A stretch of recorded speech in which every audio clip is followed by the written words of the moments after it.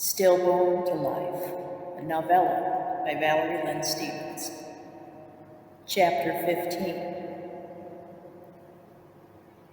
I awoke one night, a shrouded moon of doubt, fear, and loathing, waxing and waning once more within me. In my dreams I had been a wolf, howling and thrashing, as another upsetting of gravity within my mammalian self played itself out, both from within and without. Yet knowing my cycle like the wolf knows those of the moon, I gave in to them every time, knowing full well that there was no point in resistance. For I knew that I would always be mastered by them, despite my attempts to deny this to myself, until the wolf was no longer mastered by his instinctual full-moon urges. Until then there was to be no quarter. And this is why everyone needs a secret kept hidden from the rest of the world. For the autonomous eye sees not only of its own, although it very well may try to force a solipsistic astigmatism and myopia upon itself.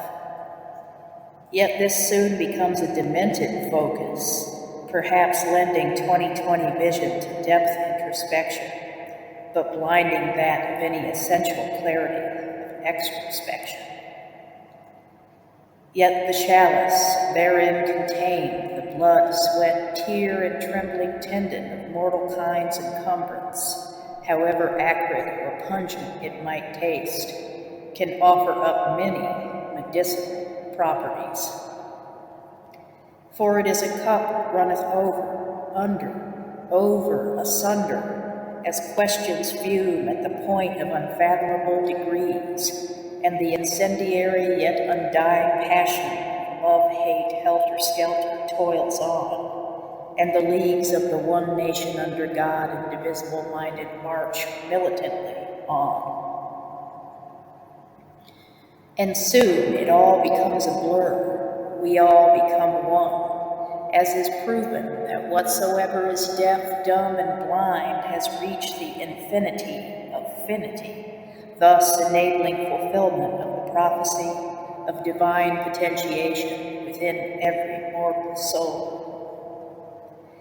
Yet it often seemed that only I carried the weight of this knowledge within myself, and I felt so alone. Yet were others really estranged, or was it just me?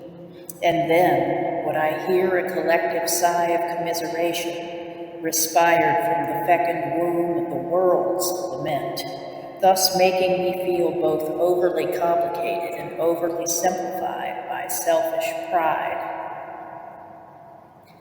Yet still the core human essence, so in need of the amoralistic redemption of unadulterated desire and fulfillment, opens itself with quivering austerity, afraid that if what it takes in is not the gentle emanations and offerings of the homely beauty of hope, that it will ever open unto anything again. The wind whispered my name. Sometimes I still hear it on the shabby outskirts of recollection. My dreams scream the voice of some unknown girl, and I am jolted from this disorienting somnolence into the dense, stale air of wakeful consciousness. And the intangibles of the purely mnemonic, and perhaps merely imaginary, flash before the mind in panoramic splendor, a variant ensemble of images gyrating with cunning allure to the arrhythmic doubt beat of reality versus fabrication. And the mind, trembling with confusion, longs for the saving grace of logic, while its father, reason, stands militant guard at the door of a strange, iridescently gray room, lit by filaments always on the verge of eternal sleep. It is a windy day. I walk through a dead grass field, hearing nothing but that of the echo of my own footsteps stalking me. I glance back to see if anyone else is there, but it is just me and my shadow, which turns whenever I do, stops whenever I do, raises its fists to the sky whenever I do, etc., etc., etc., ad nauseum. Although I cannot tell if it blinks out tears, or if it cries or laughs or speaks when I do. It seems to imitate me, but does it inhabit me? The sounds around me echo within my head as if I am in some vacuum of complete desolation and isolation.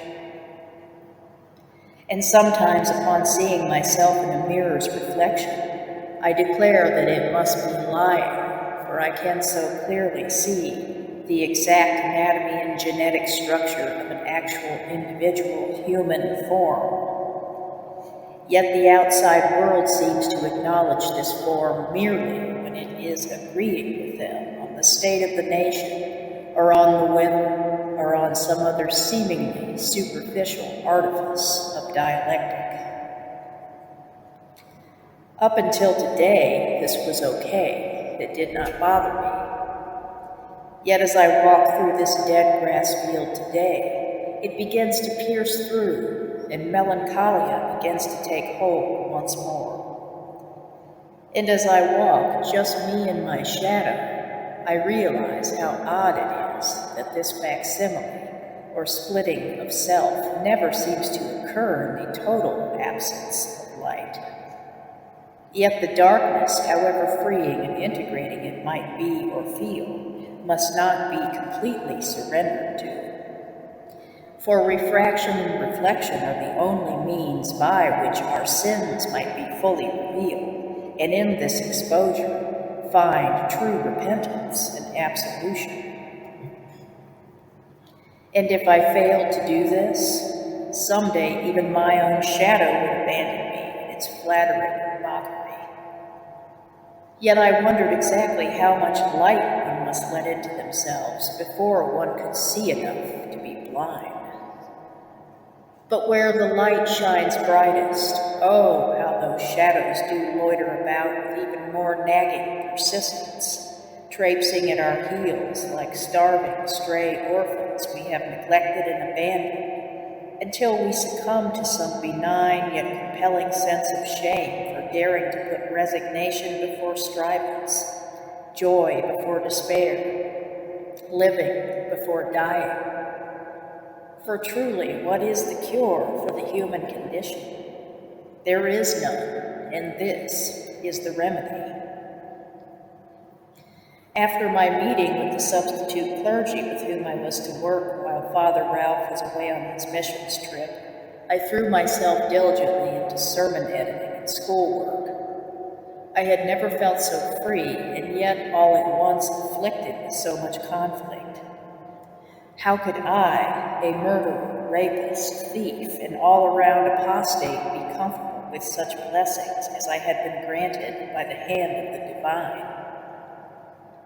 Was it right for me to expect and accept from God that which I had never given of sufficiently myself? Yet oftentimes the human need for love and deeper understanding supersedes our grasp of the common wisdom that one must first give if they are to rightfully receive. And so was my soul petrified, and my outward countenance, I would imagine, even harder still.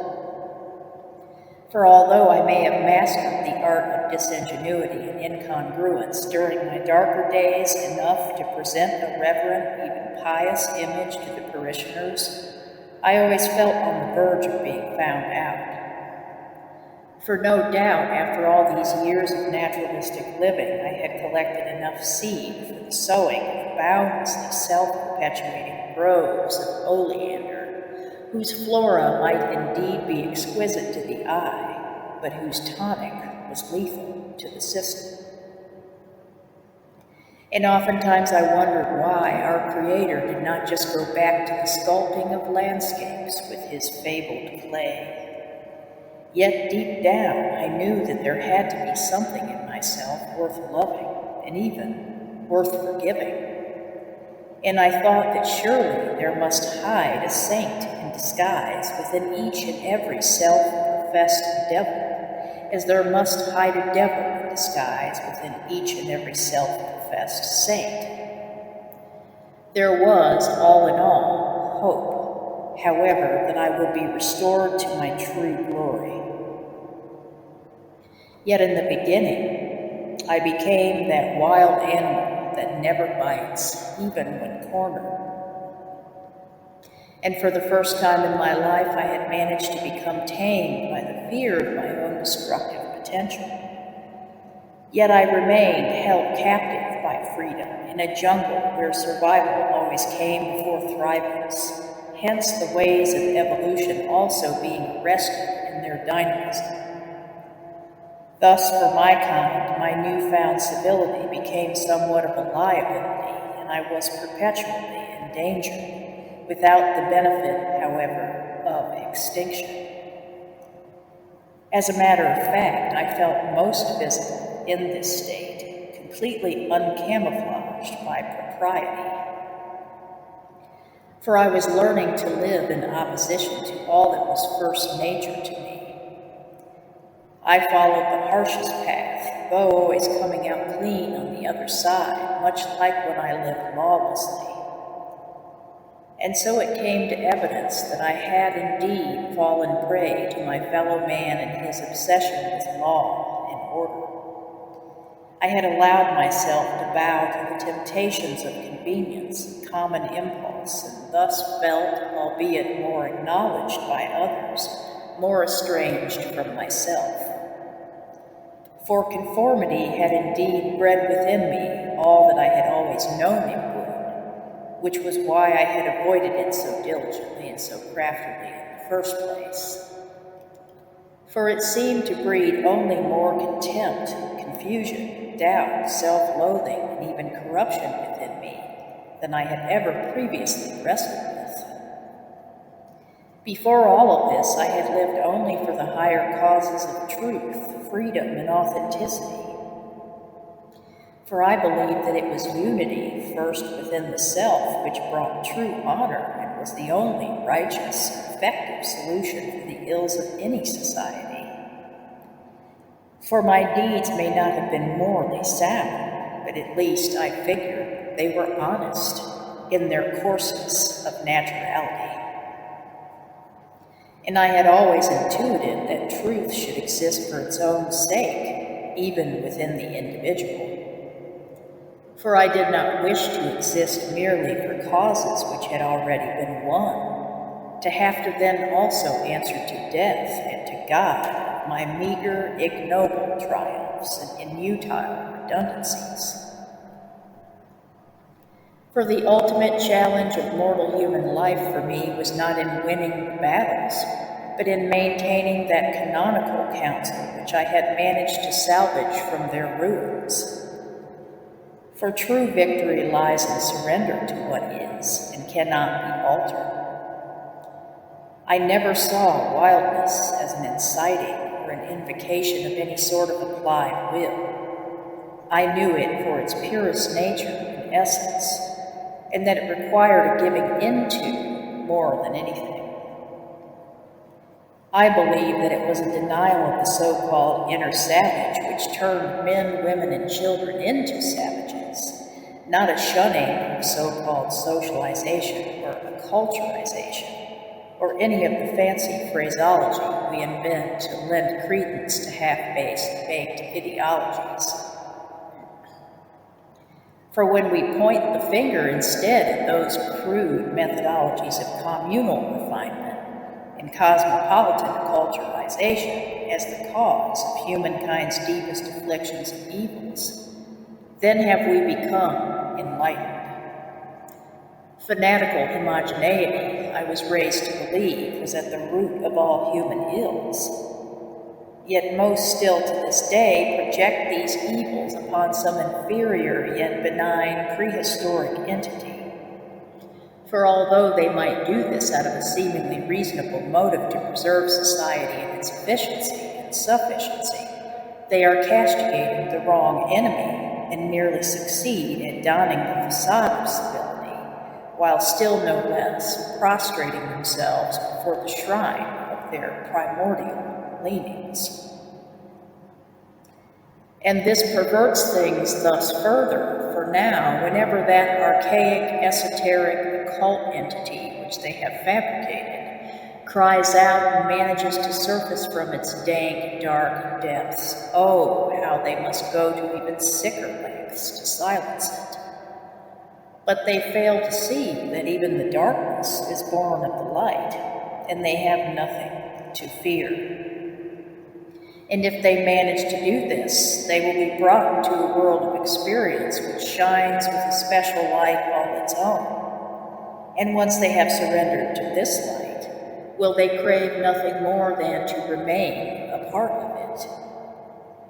For the lights beneath which contemporary man gleans his esteem are not only harsh, glaring, and superficial, but are, in the end, extremely unflattering to his true visage and figure. And while man basks in the sickly glow of this light, how he always transports with him a mirror into which he can gaze with smug conceit upon his so-called superior self. Yet when the light of the shadow shines down upon him, revealing the true form which he hath unknowingly all this time reflected to others, God, and even himself, he feels a fool. And in his embarrassment he forgets that he still must make a choice, every moment of every precious day, between the two images of himself.